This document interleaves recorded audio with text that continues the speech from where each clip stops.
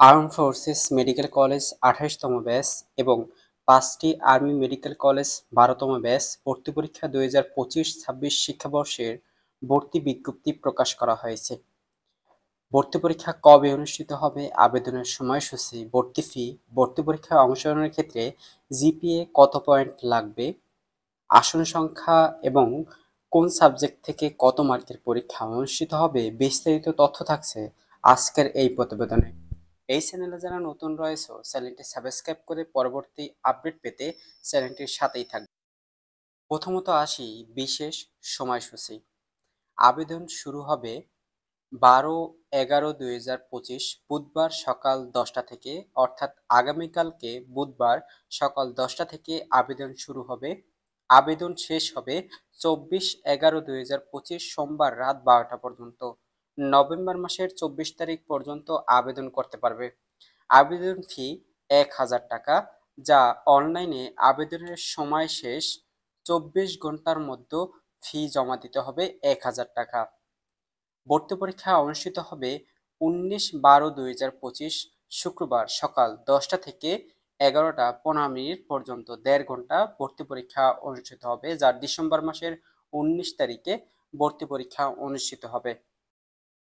GPA কত point লাগবে অথবা ন্যূনতম যোগ্যতা।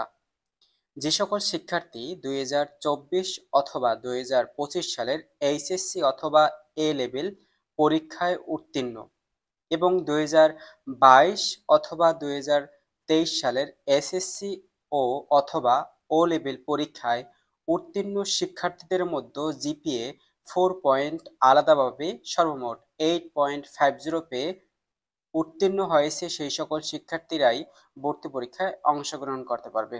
অর্থাৎ সেকেন্ড টাইমেরা যারা ২০২৪ সালে এইচএসসি পরীক্ষায় উত্তীর্ণ হয়েছে তারাও ভর্তি পরীক্ষায় অংশগ্রহণ করতে পারবে। এসএসসি ও এইচএসসিতে আলাদাভাবে 4 পয়েন্ট থাকতে হবে, সর্বমোট 8.50 থাকতে হবে। এসএসসি অথবা ও লেভেল পরীক্ষায় বিজ্ঞান বিভাগে উত্তীর্ণ হতে হবে এবং এইচএসসি এ লেভেল পরীক্ষায় বিজ্ঞান বিভাগ সহ অবশ্যই জীববিজ্ঞান, পদার্থবিজ্ঞান, রসায়ন থাকতে হবে এইচএসসি পরীক্ষায়।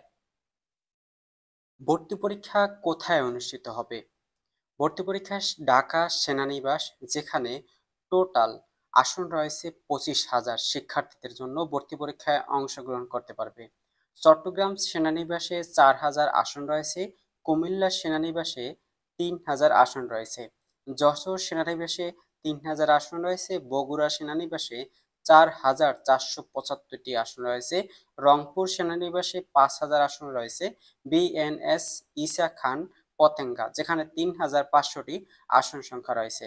এই সংখ্যা ভিত্তিকে কিন্তু ভর্তি পরীক্ষায় অংশগ্রহণ করতে পারবে। এর বাইরে কিন্তু একজনও ভর্তি সিট বা কেন্দ্র তালিকায় চয়েস লিস্টে রাখতে পারবে না।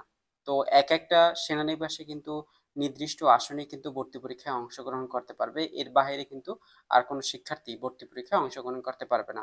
এক্ষেত্রে তোমাদের যদি ঢাকা সেনানিবাসে ভর্তি পরীক্ষায় বা এই কেন্দ্রে যদি ভর্তি পরীক্ষায় অংশগ্রহণ করতে চাও, সেক্ষেত্রে তোমাদের আবেদন প্রথমত করে তোমাদের কেন্দ্র চয়েস প্রথমত দিয়ে রাখবে, যাতে পরবর্তীতে যেন আসন শেষ না হয়ে যায়।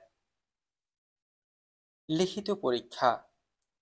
লিখিত পরীক্ষা এমসিকিউ পদ্ধতিতে ১০০ নম্বরের, যেখানে জীববিজ্ঞান থেকে ৩০ মার্কস, রসায়ন থেকে ২৫ মার্ক, পদার্থবিজ্ঞান থেকে ১৫ মার্কস, ইংরেজি থেকে ১৫ মার্কস, সাধারণ জ্ঞান, প্রবণতা ও মানবিক গুণাবলী থেকে ১৫ মার্কসের পরীক্ষা অনুষ্ঠিত হবে, যা ভর্তি পরীক্ষা অনুষ্ঠিত হবে এইচএসসি সিলেবাস অনুযায়ী ২০২৪ অথবা ২০২৫ সালের এইচএসসি সিলেবাস অনুযায়ী ভর্তি পরীক্ষা অনুষ্ঠিত হবে।